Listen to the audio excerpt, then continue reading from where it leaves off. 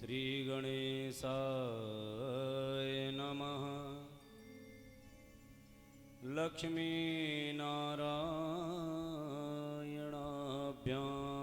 नमः।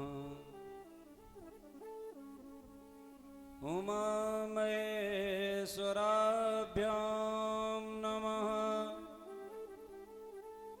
श्री गुरुचरण कमलेभ्यो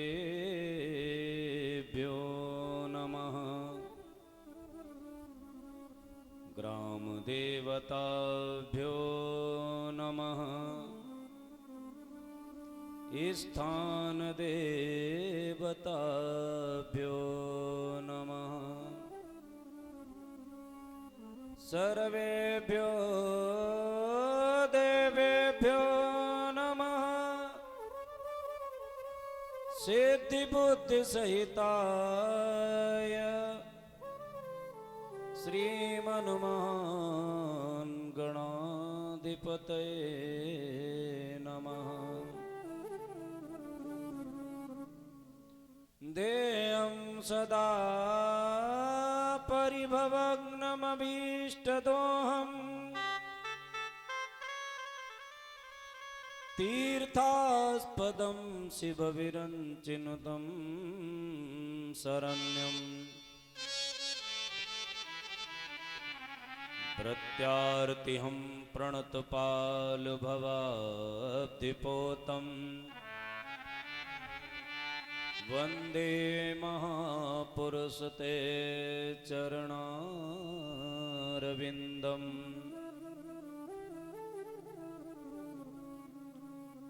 नारायणं नमस्कृत्य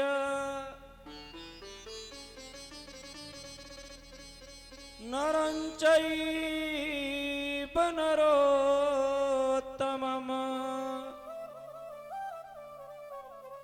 देवीं सरस्वतीं व्यासं ततो जयमुदीरयेत्।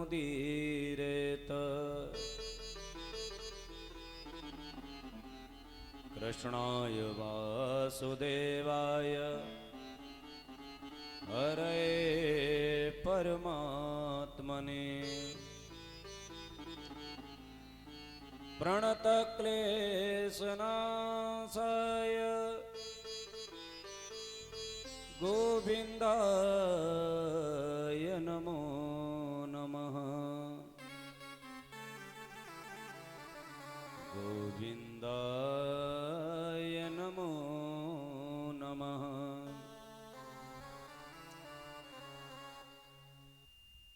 आइए हनुमंत पधारिए,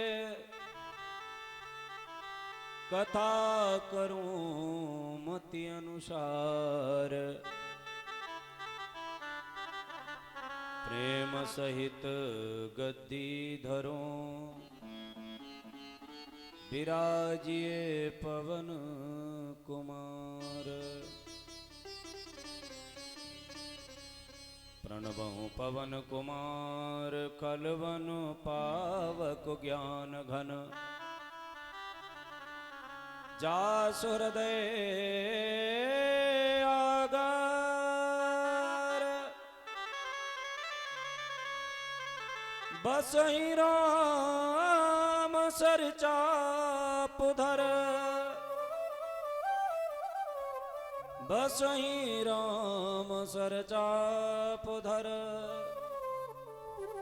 बसहि राम सर चापुधर।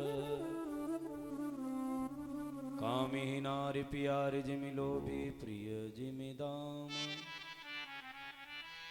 तेमि रघुनाथ निरंतर प्रिय लागो मुहि राम।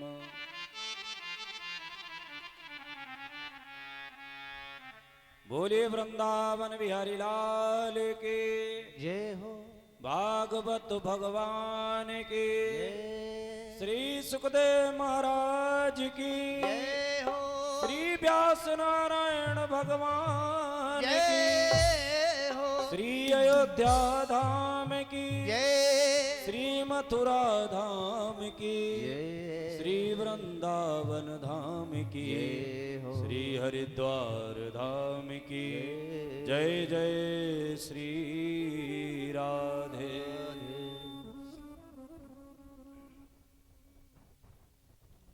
अखंड कोटि ब्रह्मांड नायक, जगत पालक, जगत नियंता, जगत कोटि जगदाधार, परात्पर पर ब्रह्म परमात्मा की अभिन्न जीवात्माओं, उपस्थित सभी श्रोता महानुभाव, माता सती, सीता, अनुसुईया, अहिल्या जैसे आचरणों का पालन करने वाली हमारे देश की मातृशक्तियों एवं सम्मान करने योग्य बुजुर्गों, हमारे इस कथा के जो प्रमुख श्रोता हैं, यजमान हैं, आदरणीय श्री सत्यपाल सिंह चौहान फौजी साहब, शपथनीक, मैं व्यासपीठ से इनको बहुत बहुत आशीर्वाद धन्यवाद देता हूं। इनके स्वस्थ जीवन की मंगल कामना करता हूं। आप सभी श्रोता महानुभावों को सिय राम मैं सब जग जाने का भाव लेकर के कोटि कोटि प्रणाम। हमारे सभी साथियों को बहुत बहुत आशीर्वाद और विशेष आशीर्वाद हम अपने भैया मोरपाल को देंगे। इनकी बहुत बड़ी कृपा है, इन्हीं की कृपा है जो हम बोल रहे हैं। हाँ, नारा तो नहीं। भगवान के जन्मोत्सव की कथा श्रवण कर रहे थे, नंदोत्सव की। भगवान का अवतार हुआ जेल में, मथुरा में, और रहे कहां जाकर के? बोले गोकुल में।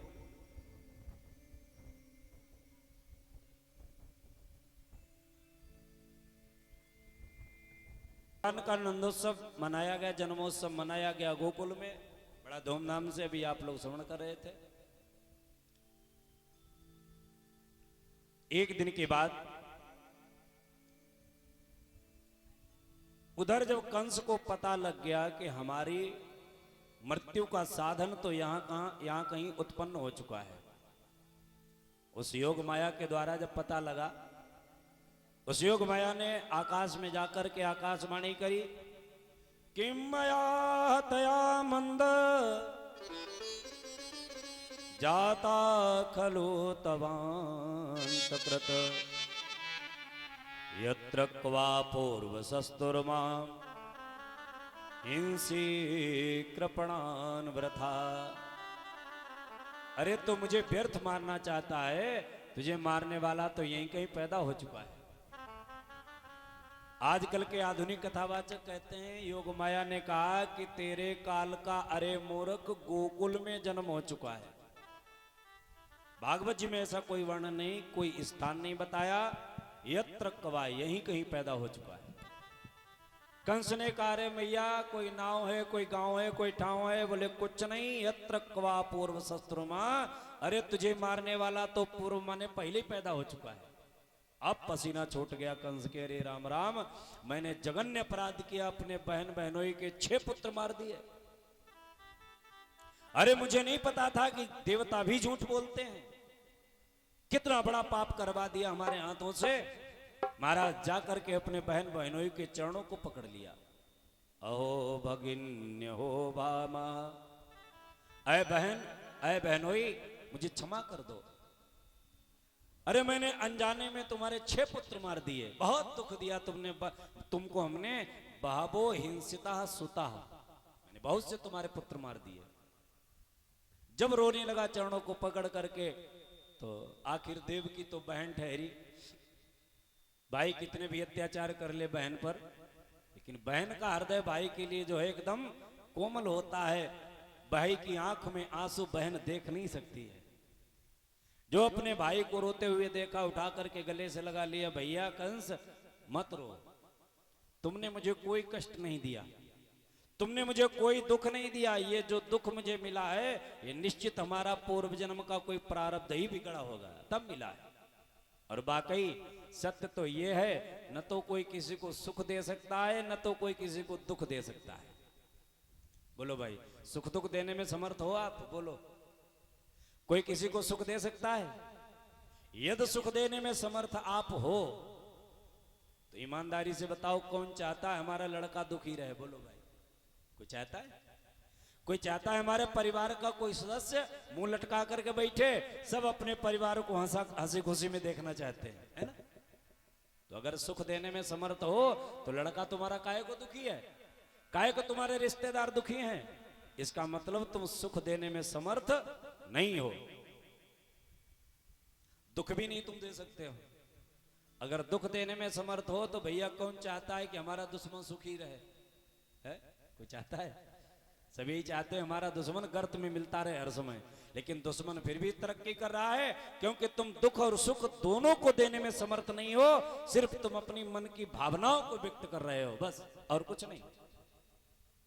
तुलसीदास जी ने लिखा है रामचरितमानस में कि को न काओ सुख दुख कर दाता, को न काओ सुख दुख कर दाता, निज कृत कर्म भोग सुनु भ्राता, निज कृत कर्म भोग सुनु भ्राता।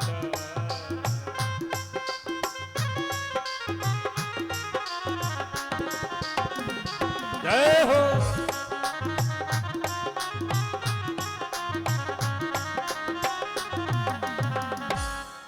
को न काओ सुख दुख कर दाता, कोई किसी को सुख दुख दे नहीं सकता है। बोले फिर मिलता कहां से है? बोले निज कृत कर्म, अपने द्वारा किए हुए कर्म से ही हम सुखी दुखी होते हैं। कर्म 3 प्रकार का होता है। बड़े बुजुर्ग पढ़े लिखे लोग बैठे हैं, ये समझते हैं कर्म 3 प्रकार का है। एक कर्म क्रियमाण, दूसरा कर्म संचित, और तीसरा है प्रारब्ध। क्रियमाण, संचित और प्रारब्ध। क्रियमाण कर्म क्या है? बोले जो हम कर्म कर रहे हैं ये कर्म हमारा क्रियमाण है, माने हमने खेत में जुताई की, बुवाई की, फसल तैयार की, ये हमारा क्रियमाण कर्म है ना, हमने कर्म किया।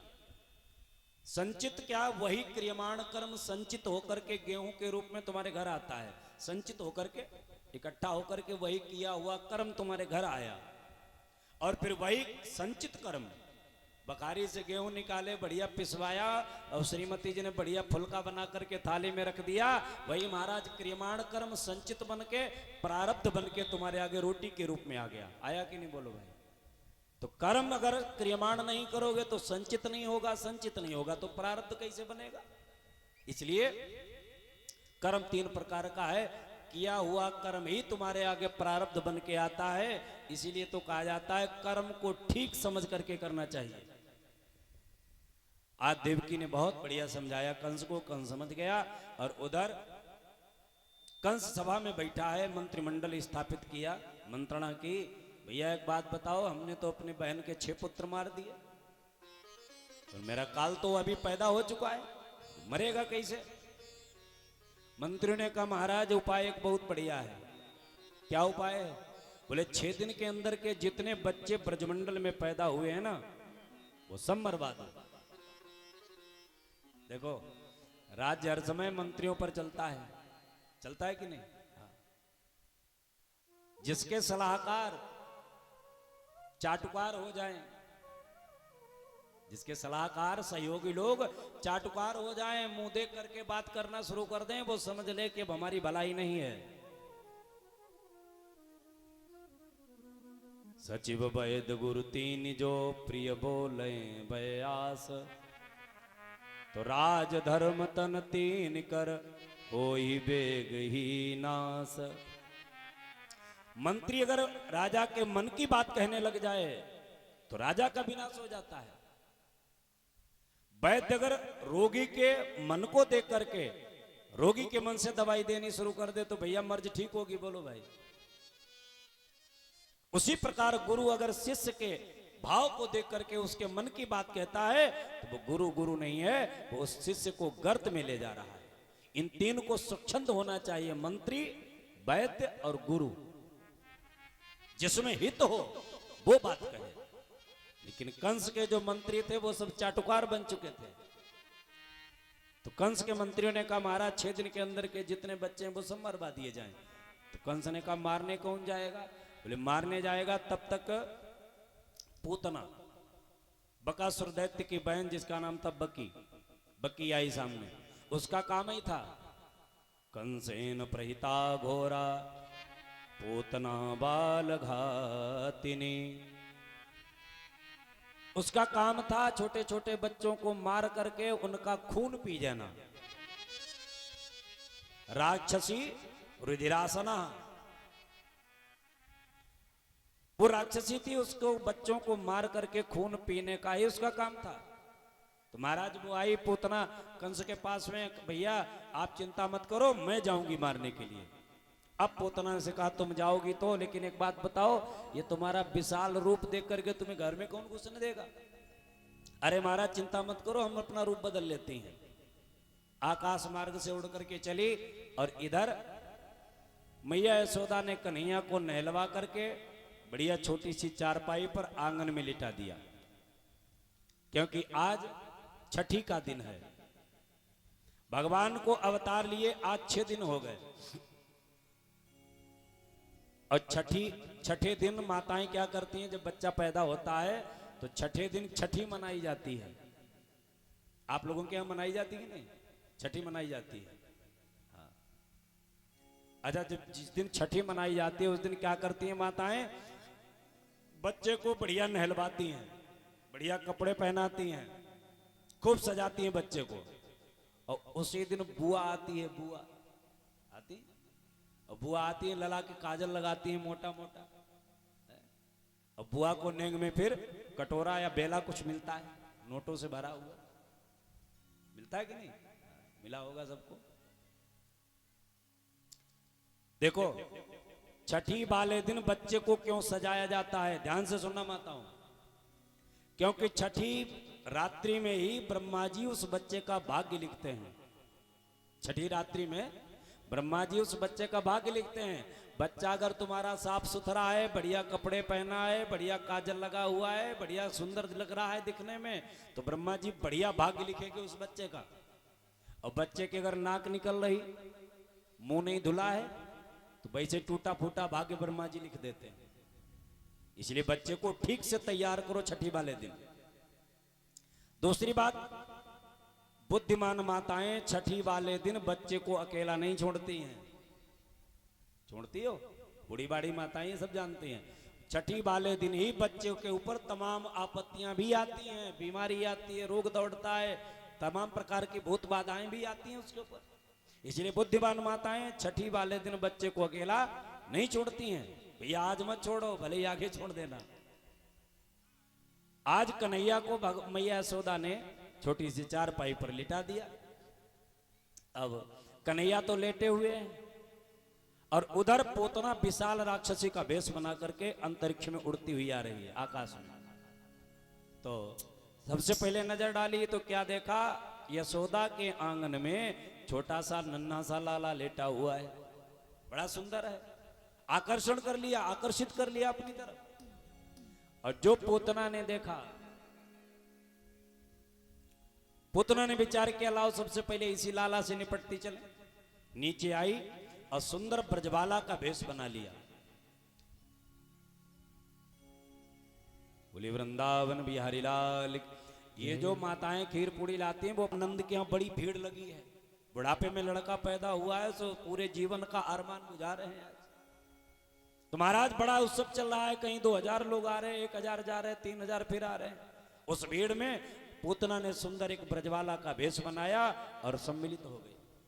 इतना सुंदर भेष बनाया, सुखदेव बाबा कहते हैं परीक्षित कर लो दर्शन, ऐसा लग रहा है कि लक्ष्मी जी नारायण से मिलने जा रही हो। इतना सुंदर भेष बनाया। अब नीचे उतर के आई, जाकर के घर में पहुंची, मैया यशोदा को बधाई दी। अरे मैया यशोदा बधाई हो।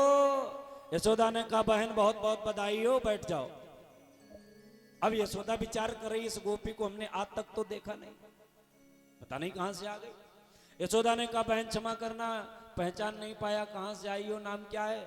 अरे बहन कैसे पहचान पाओगी, बहुत छोटी थी तब तुम्हारे गांव में आई थी मैंने सुना यशोदा के लल्ला हुआ है, सो मारे खुशी के भागी भागी चली आई बधाई देने के लिए। हमें भी बड़ी तुम्हारे लल्ला की खुशी है। अरे कब से आस लगाए बैठी थी राजा रानी के लल्ला होगा तो बधाई देने हम भी जाएंगी।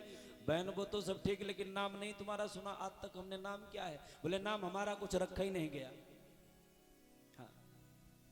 तो कब देखा था हमने तुम्हें? तो बहुत पुराना रिश्ता बता दिया, हमारी मामा के लड़के की बहन की, बता बहुत लंबा रिश्ता बता के मैं रिश्तेदारी में आई। अच्छा चलो तो ठीक ठीक बैठो। अब बैठ तो गई पूतना, अब विचार करे कि लल्ला गोद में कैसे आए। पूतना ने कहा बहन अगर तुम्हारी इच्छा हो तो लल्ला तुम्हारा बहुत अच्छा लग रहा है, इसको थोड़ा गोद में ले लें। हाँ भगवान ले ले, ये तेरा ही तो है, मेरा क्या है? अरे तुम सबन के भाग्य से तो पैदा हुआ है बुढ़ापे में, नहीं तो कहां आस थी ये बुढ़ापे में लल्ला हो बारो है, तुम्हारे भाग्य से हुआ है। सब पूतना ने गोद में लाला को ले लिया, और जो लाला को लिया गोद में भगवान ने आंखें बंद कर ली। क्यों? भगवान पहचान गए मौसी आई हैं। आंखें बंद इसलिए कर ली, भगवान विचार करते हैं भगवान ने आंखें क्यों बंद की। विद्वानों ने कई एक कारण दिए भगवान ने क्यों आंखें बंद की। पहला कारण यह है कि भगवान के एक आंख है सूर्य लोक और एक आंख है चंद्र लोक। सूर्य लोक ने अपना दरवाजा बंद किया, चंद्र लोक ने अपना दरवाजा बंद किया कि हम तो अपने आने नहीं देंगे, ये बहुत बड़ी राक्षसी है, आप इसे कहीं भी भेजो, इसलिए भगवान ने आंखें बंद की। दूसरा कारण यह है भगवान ने आंखें इसलिए बंद की क्योंकि पूतना है आतताई। आतताई उसे कहते हैं जो छोटे छोटे बच्चों को मारता है, जो पागल को मारता है, जो बुजुर्ग को मारता है, जो सोते हुए को मारता है, ऐसे को आतताई कहते हैं। अब पूतना का काम ही है, पूतना लोक बालग्नि राक्षसी रुधिरासना, बच्चों को मार करके उनका खून पीना इसका काम था। तो बच्चों को मारने वाली है इसलिए राक्षसी है। आतताई है तो आतताई को देखने में पाप लगता है, इसलिए भगवान ने आंखें बंद की। तीसरा कारण यह है भगवान ने आंखें इसलिए बंद की क्योंकि भगवान जानते हैं अगर हमारी आंखों से आंखें इसकी मिल गई तो ये मारने का भाव त्याग देगी। यदि इसने मारने का भाव त्याग दिया तो फिर हम इसे मार कैसे पाएंगे, क्योंकि भगवान जानते हैं कि हमारी आंखों में है माया। और यदि भगवान की आंखों से आंखें किसी की मिल जाएं तो महाराज कितना बड़ा भी दैत्य हो, राक्षस हो, महाराज उसका बैर भाव छूट जाता है। कल आप लोगों ने सुना जब भगवान लक्ष्मण ने सूर्पणखा के नाक कान काटे तो सूर्पणखा सबसे पहले जाकर के खरदूषण तिसरा के पास पहुंची, बताया भैया अरे तुम्हारे होते होते देखो मैं नाक काट ली गई। खरदूषण तिसरा को बहुत क्रोध आया, किसने ये दुष्टता की है? अरे भैया यहीं पड़ोस में एक दंडक वन है, उसमें राम और लक्ष्मण आए हुए, नाक कान काट लिए उन्होंने। 14,000 सैनिक तैयार किए खरदूषण तिसरा ने, जाकर के चढ़ाई कर दी।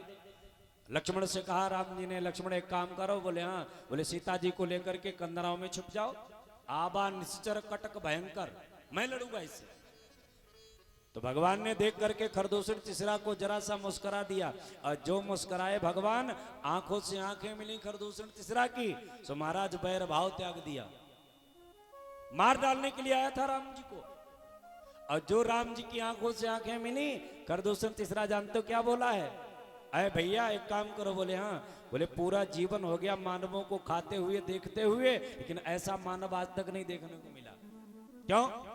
कि हम भरी जन्म सुनो सब भाई, हम भरी जन्म सुनो सब भाई, और नहीं देखी असी सुंदरताई, हम भरी जन्म सुनो सब भाई, नहीं देखी असी सुंदरताई, नहीं देखी ऐसी सुंदरताई। और यद्यपि भगिनी, कौन बोल रहा है? खरदूषण तिसरा, जिसकी बहन की नाक काटी भी मारने के लिए आया है, और कह के आ रहा है राम जी की आंखों का यह चमत्कार है। यद्यपि भगिनी कीन करूपा बदलायक नहीं पुरुष अनूपा, बदलायक नहीं पुरुष अनूपा। इसलिए हम भरी जन्म सुनो सब भाई, नहीं देखी असी सुंदरताई, नहीं देखी असी।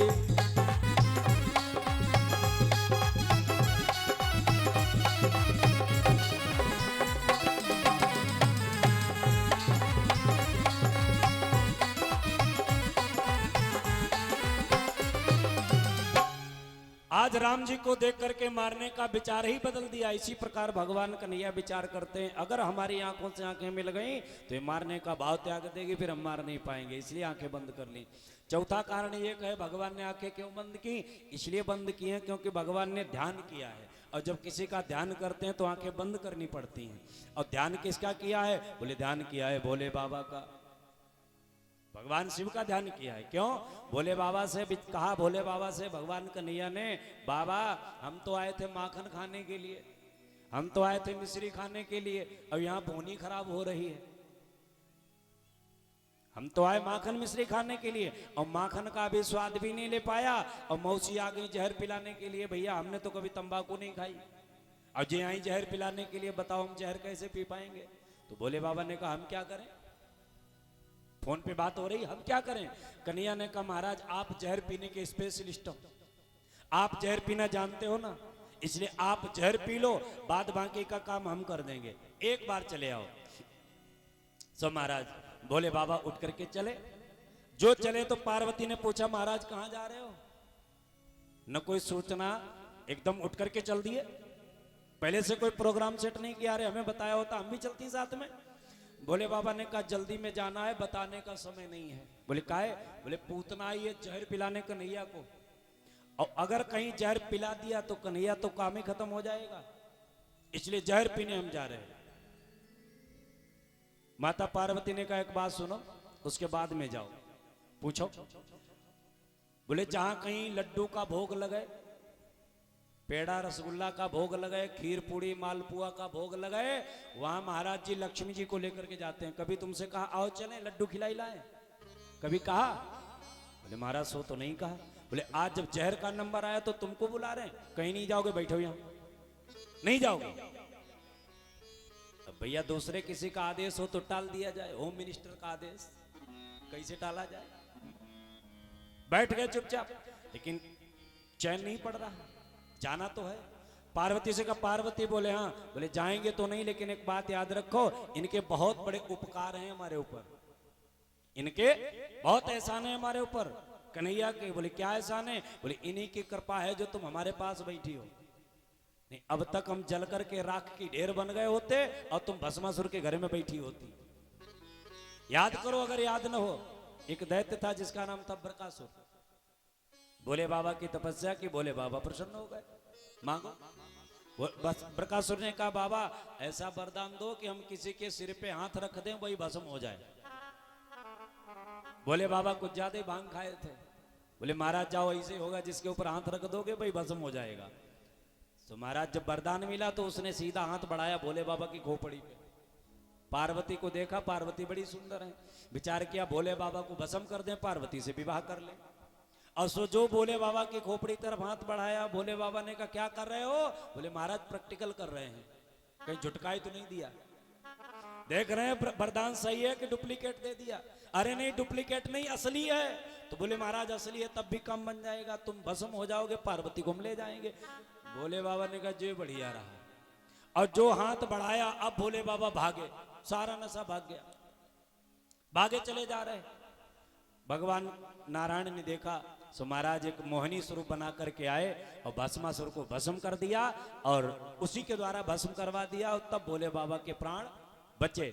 आज भोले बाबा कहते पार्वती उनका वो एहसान हम कैसे भूल जाएं। और रही बात जहर पीने की, तो जहर हम कोई खुशी में नहीं पीते हैं, हालाहाल जहर निकला समुद्र मंथन से, मैंने पिया तो उसका परिणाम भी मुझे मिल रहा है कि जिन्होंने अमृत पिया तो वो केवल देवता रहे, देव रहे, और हमने जहर पिया तो हम महादेव बन गए। अमृत पीने वाला केवल देव रहा और जहर पीने वाला महादेव बन गया, है ना। बोले बाबा कहते पार्वती हमें जहर पीने का शौक नहीं है। अरे जहर पीने की भी एक कला होती है और जो जहर पीता है वो महान होता है। बोले बाबा कहते हैं कि मुझे पीने का शौक नहीं, अरे पीता हूँ जग बचाने को। मुझे पीने का शौक नहीं, पीता हूँ जग बचाने को। सारी दुनिया बचाने को, सारी दुनिया बचाने को, सारी दुनिया बचाने को, पीता हूँ जग बचाने को। मुझे पीने का शौक नहीं, पीता हूँ जग बचाने को। जय हो।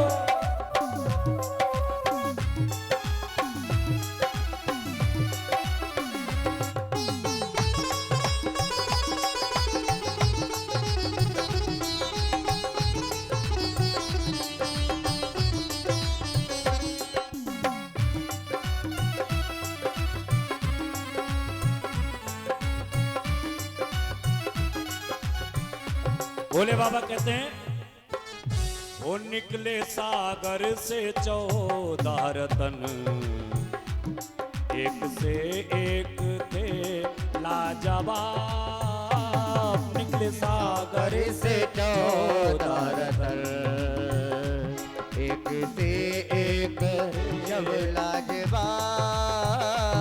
सबके हिस्से में आए रतन, मेरे हिस्से में 20 बेहिसाब।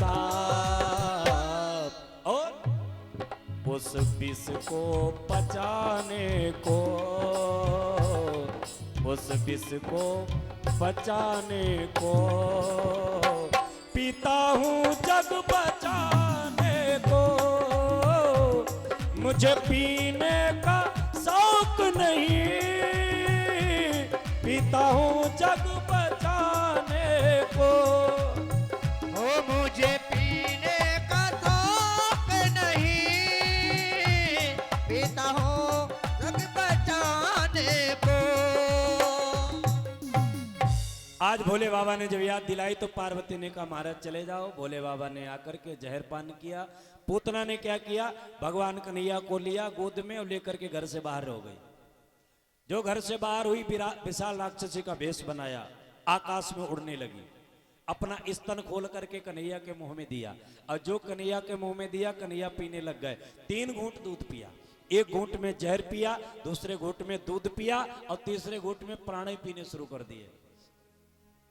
अब आकाश में उड़ रही है और चिल्ला रही है, सा मुंच मुंचालमिति प्रभाषणीम निष्पीड्यमाना किल जीव मर्मणि बिभ्रत्र नेत्रे चरणो भुजोर्मुहो प्रसन्न गात्रा क्षिपति रुरोदः। जोर जोर चिल्लाई, मुंचता मुझे छोड़ दो, मुझे छोड़ दो। भगवान कहते हैं मौसी यही तो हमारी आदत नहीं है। पहली बात तो हम किसी को पकड़ते नहीं हैं, अब पकड़ते हैं तो छोड़ते नहीं हैं और छोड़ते तो संसार में फिर वो रुकता नहीं है। पूतना लेकर के कन्हैया को मथुरा की तरफ भागी। भगवान ने ले जाकर के एक बहुत विशाल जंगल पर पटक दिया। पूतना का प्राणांत हो गया।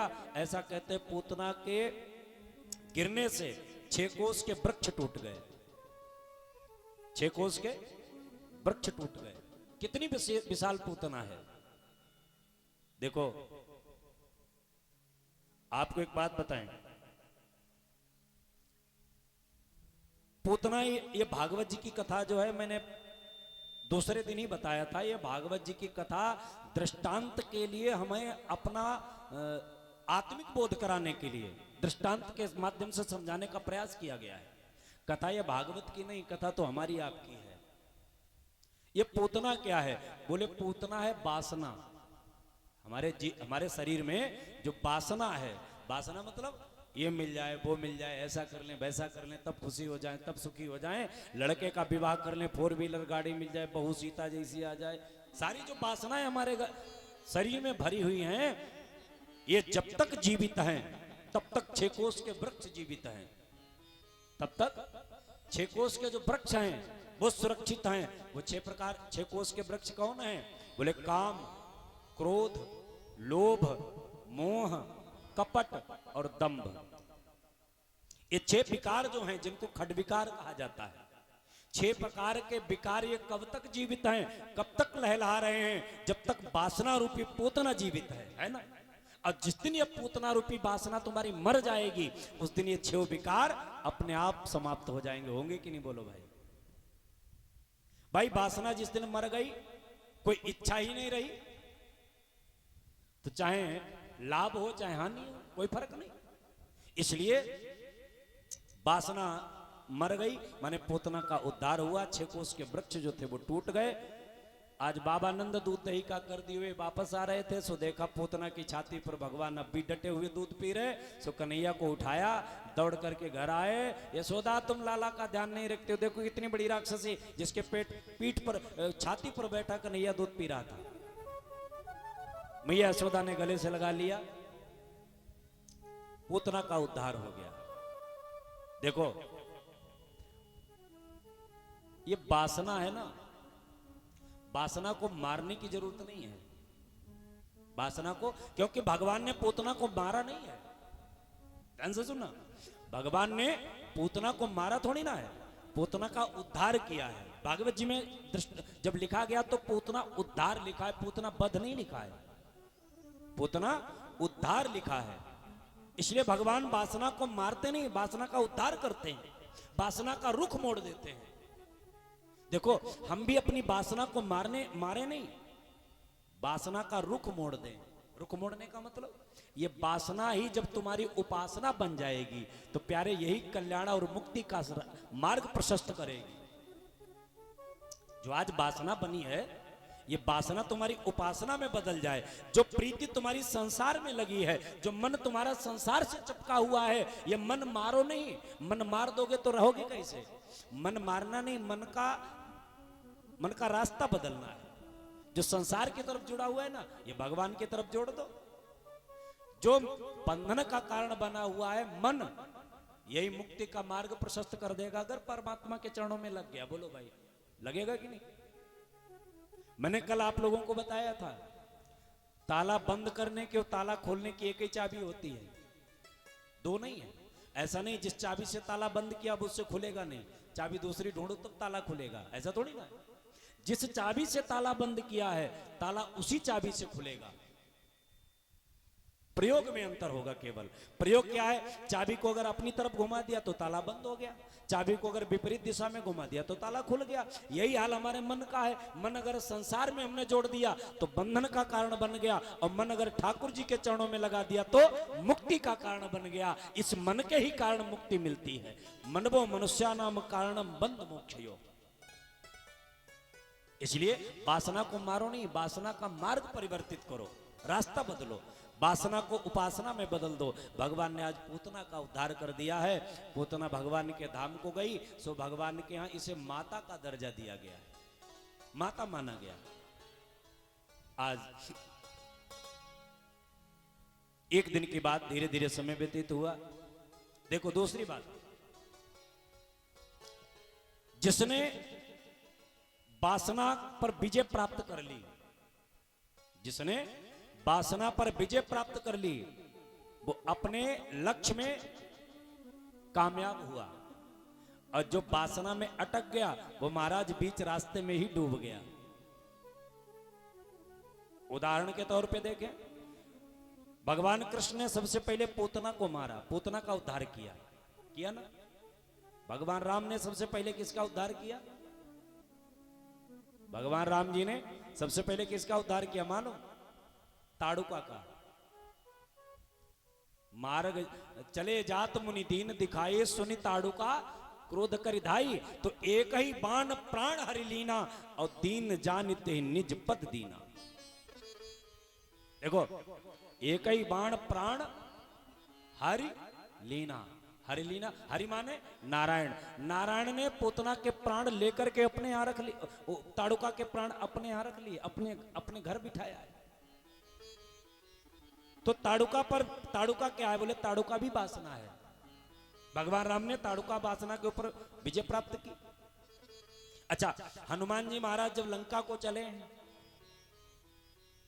एक तर्क नहीं कई तर्क देखो, हनुमान जी महाराज जब लंका को चले हैं तो सबसे पहले भेंट किससे हुई? सुरसा नाम अहीन के माता, सुरसा नाम अहीन के माता पठैय आए कही ते बाता, पठैय आई कही तेरी बाता आज सुरन मोहि दीन आहारा। सुंदरकांड है, जरा देखें, ये पंक्ति सुंदरकांड की है हनुमान जी के माध्यम से। आज सुरन मोहि दीन आहारा, आज सुरन मोहि दीन आहारा सुनत बचन कहा पवन कुमारा, सुनत बचन कहे पवन कुमारा आज सुरन मोहि दीन आहारा, सुनत बचन का पवन कुमारा। सुनत बचन कहे पवन कुमारा।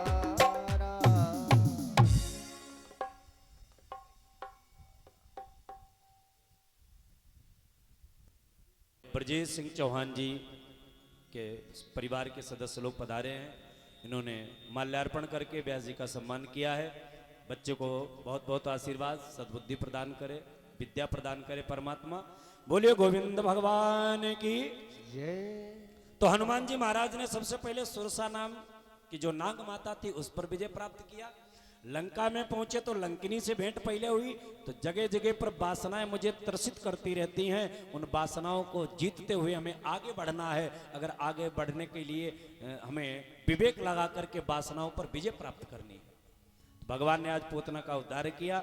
सने सने समय व्यतीत हुआ। एक दिन की बात, भोले बाबा दर्शन करने के लिए आए भगवान कन्हैया का। तो बढ़िया योगी का वेश बनाया, आकर के मैया के दरवाजे पर आवाज लगाई। देखो, जहां कहीं भगवान अवतार लेते हैं भोले बाबा दर्शन करने जरूर। अवतार में भोले बाबा मदारी का वेश बना करके आए। भोले शंकर बने मदारी, डमरू दशरथ द्वार बजायो। उसी प्रकार आज बाबानंद के दरवाजे पर आकर के अलग जगाई भोले बाबा ने। माते भिक्षाम देही। यशोदा ने कहा, दासी देखो लगता है इस बाबा को कुछ मिल नहीं पाया, जाओ दे करके आओ। दासी ने क्या काम किया, भोजन का थाल लिया, जाकर के भोले बाबा के आगे, ए बाबा ये अलख मत जगाना, ये भिक्षा पकड़ो, आगे चलो। भोले बाबा ने कहा, तुम कौन, तुम्हारी क्या विशेषता है? दासी ने कहा, तुम्हें भिक्षा लेनी है कि तुम्हें इंट्रोडक्शन करना है? नहीं नहीं, हम ऐसे वैसे भिखारी नहीं, किसी के हाथ से भीख ले लें। अरे भिक्षा अगर देनी है तो पहले परिचय बताओ कौन हो। तो दासी ने कहा, मैं यशोदा की दासी हूं। तो भोले बाबा ने कहा, हम दासियों से भिक्षा नहीं लेते, जाओ अगर भिक्षा देनी है तो राजरानी से को खुद आए। अब दौड़ी गई, मां लाल ताती हो गई, मैया हमने तुमसे कहा था इन बाबा बैरागियों को ज्यादा खोपड़ी पे मत चढ़ाओ। अब देखो दरवाजे पे खड़ा है, कहता मैं दासियों से भिक्षा नहीं लूंगा, अब जाओ तुम ही दो। यशोदा ने कहा, भगवान तुझे क्या पता है, ये मांगने वाले बड़े भाग से आते हैं दरवाजे पर। देखो एक बात बताएं, बड़ी कीमती बात है, दिमाग की डायरी पर नोट कर लेना। जिसके दरवाजे पर कोई भीख मांगने वाला न आए, जिसके दरवाजे पर संत ब्राह्मण आना बंद कर दें, जिसके दरवाजे पर मेहमान आना बंद कर दे, और जिसके खेत पर पशु पक्षी फसल खाना बंद कर दें, वो समझ लें कि अब हमारा दिन चलने वाला है, हमारा जो है विनाश होने वाला है। क्योंकि ये लोग तभी तुम्हें छोड़ेंगे जब तुम्हारे अन्न में दोष होगा। मेहमान तभी नहीं आएंगे, संत ब्राह्मण तभी नहीं आएंगे, दरवाजे पर भीख मांगने वाला तभी नहीं आएगा जब तुम्हारे अन्न में दोष होगा। अन्न में दोष होगा, बुद्धि भ्रष्ट हो जाएगी, लोगों का अपमान करोगे, तुम्हारा विनाश हो जाएगा। इसलिए जब भी कोई दरवाजे पर मांगने आए उसे जरूर कुछ न कुछ दो, क्योंकि देना बहुत अच्छी बात है। देना अच्छी बात है, क्योंकि देते रहोगे तो आता रहेगा और जमा जो करोगे तो जाता रहेगा। एक बात बताओ, किसी नल से अगर पानी निकालना बंद कर दिया जाए, अब कुएं का तो दृष्टांत ही देना गलत है, क्योंकि कुआं आजकल है ही नहीं, कहीं है कुएं तो काम ही खत्म, हैंडपंप नल वगैरह रह गए। तो किसी नल से अगर पानी निकालना बंद कर दिया जाए और फिर कभी 2-3 महीने के बाद उस नल से पानी निकाल करके एक लोटा दिया जाए, क्या पियोगे? बोलो भाई, क्या पीने लायक बचेगा वो पानी? वो पानी नहीं, वो जहर बन जाएगा अगर 1-2 महीने तक उसे चलाया ना जाए। महाराज पीने लायक नहीं, उसमें कीड़े पड़ जाएंगे। उसी प्रकार जो धन आ रहा है, इस धन से अगर तुम दान नहीं करोगे, निकालते नहीं रहोगे, तो ये धन भी तुम्हारा जो है दूषित हो जाएगा। धन का शोधन करते रहो, बराबर कुछ न कुछ दान में निकालते रहो। आप लोग ऐसा मत सोचना कि पंडित जी अपनी वजह से कह रहे खूब लाओ, यहां चढ़ाओ, हम लेकर के जाएं। खैर यहां भी दोगे तो अच्छी बात है, हम तो लेने के लिए आए हैं, हम तो दान लेने ही आए हैं। और फिलहाल आप लोग टेंशन मत लो, चौहान साहब हमें खूब दान दे रहे हैं चकाचक। मुंह से बात निकलती कि ऐसी व्यवस्था हो, चौहान साहब ऐसा लगता पहले से तैयार बैठे, बिल्कुल मुक्त हाथ जो है खर्च हो रहा है, कोई किसी प्रकार की कंजूसी नहीं, होना भी चाहिए। इसलिए दान देते रहो। लेकिन लोग क्या करते हैं, जो भीख मांगने वाला दरवाजे पे आया, उसने आवाज लगाई माते, अब मैया ने तुरंत जवाबी कार्रवाई कर दी। देखो कैसे हाथी से पले घूम ही रहे, मजदूरी नहीं करते, जाके 300 रुपए मिलते हैं, 400 मिलते हैं। अरे भैया उसे भी पता है 300-400 रुपए मिलते हैं, लेकिन वो तो मर चुका है जब मांगने आया है। क्योंकि तुलसी ते नर मरी गए, कौन? बोले जे कहूं मांगन जाए और उनहु ते पहले बई मरे, बोले जिन मुख निकसत नाही। उनसे पहले वो मर गया जिसने मना कर दिया। इसलिए किसी को मना मत करो, जो है वो देते रहो, क्योंकि देते रहोगे तो देने की आदत बनी रहेगी। और अगर लेना शुरू कर दिया तो कितने बड़े रईस हो जाओ, महाराज तंबाकू मांगे मांग के खाओगे अगर लेना शुरू कर दिया तो। आज यशोदा ने क्या किया, हीरा जवाहरात भरे थाली में ले जाकर के बाबा के पास पहुंची। बाबा ये भिक्षा पकड़ो, अलग मत जगाना, लाला भी हाले सोयो है। भैया आप कौन हो? बोले मैं यशोदा हूं, राजा रानी हूं। अच्छा तो आप भिक्षा हमें ये मत दो, क्या? मैया जो तुम्हारे यहां लाला पैदा हुआ है ना, उसका दर्शन करा दो। दिला दो भीख दर्शन की, तेरे दर का भिखारी। मैं तुम्हारे दरवाजे पर ये भीख लेने नहीं आया, लाला के दर्शन करने, दर्शन करा दो। मैया ने कहा बाबा लाला के दर्शन तो नहीं हो पाएंगे, क्योंकि वैसे ही तुम्हारा इतना बढ़िया है। दरवाजा बंद कर लिया, बाबा चल दिए। कन्हैया ने विचार किया कि बाबा आए कैलाश पर्वत से देखने के लिए, हम घर से न निकले तो नाराज हो जाएंगे। भाई एक मित्र तुम्हारा मैनपुरी से आए और तुम घर से न निकलो तो नाराज होगा नहीं। तो कन्हैया ने विचार किया कि बाबा नाराज हो जाएंगे तो कर भी हम क्या सकते हैं, बच्चे के पास एक ही ताकत होती है, बाला नाम रोदति बलम, रोने के अलावा कोई ताकत नहीं। कन्हैया ने रोना शुरू कर दिया, इतना रोए कि चुप ही नहीं हो रहे। दासी ने कहा देखा मैया हमने कहा था ये बाबा ठीक नहीं है, ये टोनिया बाबा था, लाला को टोना कर गया है। हाँ री दासी ठीक कहा, लाला तो टोना कर दे, चलो पकड़ के लाओ, बुला के लाओ। अब दासी गई, ए बाबा।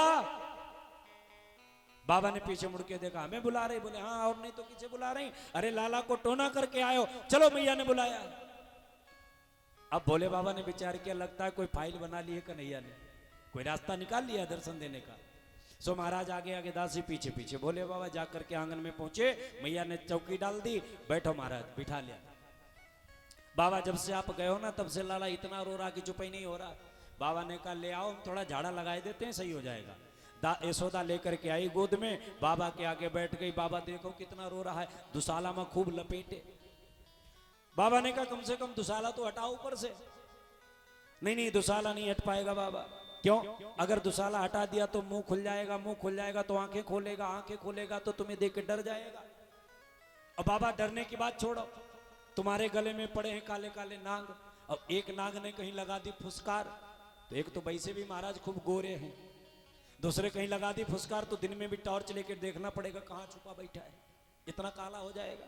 महाराज इतनी कृपा करो कि दुशाला पड़ा रहने दो। अच्छा ठीक, मुंह के ऊपर तो दुशाला मत हटाओ, तो पैरों से तो हटाओ। भगवान ने विचार किया चलो चरण ही भगवान के देखने को मिलेंगे, तो चरणों के ऊपर से दुशाला हटाया। अब भोले बाबा विचार करते हैं कि प्रणाम कैसे करें, प्रणाम नहीं करेंगे तो नाराज हो गया, बड़ा नटखट है। तो भोले बाबा ने क्या किया, जटाओं का जोड़ा खोला, कन्हैया के चरणों पर रखा और निवेदन किया है महाराज सबके देखते मैं आपको प्रणाम नहीं कर सकता हूं, क्योंकि आप इस समय रंगमंच पे हैं, मंचन कर रहे हैं, लीला कर रहे हैं, और अगर मैंने आपको प्रणाम किया तो लीला में व्यवधान होगा, पहचान हो जाएगी आपकी, इसलिए मैं आपको प्रणाम करता हूं, मेरा प्रणाम स्वीकार करो। कैसे प्रणाम किया कि हे जगत नियंता जगदीश्वर, हे जगदाधार प्रणाम तुम्हें, हे जगत नियंता जगदीश्वर, हे जगदाधार प्रणाम तुम्हें, हे जगत नियंता जगदीश्वर।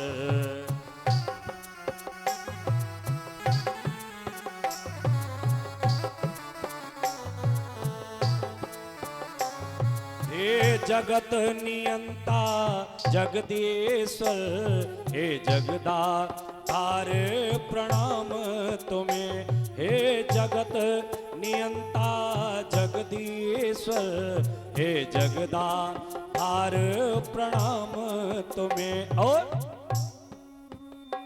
दुनिया के सच्चे बादशाह, दुनिया के सच्चे बादशाह, है बारंबार प्रणाम तुम्हें, दुनिया के सच्चे बादशाह।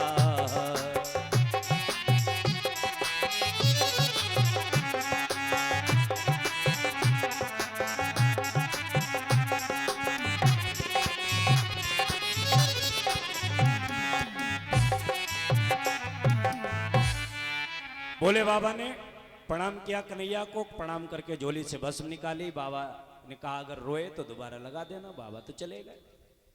अब धीरे धीरे समय व्यतीत हुआ, भगवान कन्हैया 27 दिन के हो गए। धीरे धीरे 27 दिन के हुए तो मैया ने चारपाई पे लिटा दिया आंगन में, कोई काम करने लगी। मैया ने पीछे मुड़ करके देखा, सो कन्हैया ने अपने आप करवट बदल ली। 27 दिन के हो गए और नटखट तो आई हैं, छैल छबीले आई हैं, चटकीले मटकीले आई हैं। राम जी थोड़ी ना है जो चुपचाप बैठे रहे। राम जी मारे बड़े सीधे शर्मीले, बड़े लजीले, बड़े शर्मीले, और कन्हैया जी बड़े छैल छबीले, बड़े चटकीले मटकीले। जो मैया ने देखा सो मैया को देख करके मुस्कुराए कन्हैया, करवट बदल ली। मैया तो निहाल हो गई, लल्ला मुस्कुराया है आज। नाई को बुलाया, ए नाई, बोले हाँ, बोले लगा दे दुहाई। कौन बात की मैया? बोले कन्हैया ने करवट बदली, करवट बदलने का बुलावा। मैया बहाने ढूंढ ढूंढ करके बुलावा करती का, बुढ़ापे में लड़का पैदा हुआ है, पूरे जीवन के अरमान है ना। लगा दे दुहाई, कौन बात की? बोले करवट बदली है, तो करवट बदलने की बुलावा। अब नाई ने दौड़ दौड़ करके दुहाई लगाई, अरे लल्ला ने करवट बदली, सब लोग चलो बधाई देने के लिए। अब सब गोपिकाएं 60-60 गज का लहंगा पहन करके ओढ़ ओढ़ करके चुन्नी और ले ले करके बधाई आ गई मैया यशोदा के आंगन में। मैया बधाई हो, करवट बदलवे की बधाई हो। मैया ने कहा भगवान सबन को बहुत बहुत बधाई, चुपचाप शांति से बैठ जाओ। गोपिकाओं ने कहा मैया चुपचाप काहे को बैठ जाए? बोले लल्ला भी हाले सोयो, अगर शोरगुल करोगी तो जाग जाएगो। गोपिकाओं ने कहा मैया अगर लल्ला सुलाना था तो हमको काहे को बुलाया? अब अगर हम आई हैं तो हम तो गावेंगी और नाचेंगी, ढोलक बजाएंगी। यशोदा ने कहा तो फिर भगवान 1 मिनट के लिए रुक जाओ, ढोलक बजा लेना, 1 मिनट रुक जाओ। क्या करेगी? मैया ने क्या किया, जितने घर के माट मटके थे वो सब बैलगाड़ी पे रख दिए बाहर गौशाले में, और कन्हैया का पालना उठाया। गौशाले में एक बैलगाड़ी टंगी थी, उस बैलगाड़ी में टांग दिया। अब कन्हैया को घर से बाहर कर दिया, पूरा घर खाली कर दिया। अब गोपिकाएं बैठ गईं लेकर के ढोलक, और ढोलक बजानी शुरू कर दी, गाने शुरू कर दिए। भगवान गौशाले में पड़े पालना में देख देख के मुस्कुरा रहे। देखो इन मूर्खों की, जिनके गीत गब रहे हैं उन्हीं को घर से बाहर निकाल दिया। भगवान कहते हैं हमारे गीत गा रही और हम ही को घर से बाहर निकाल के गौशाले में कर दिया। अब गोपिकाएं सुंदर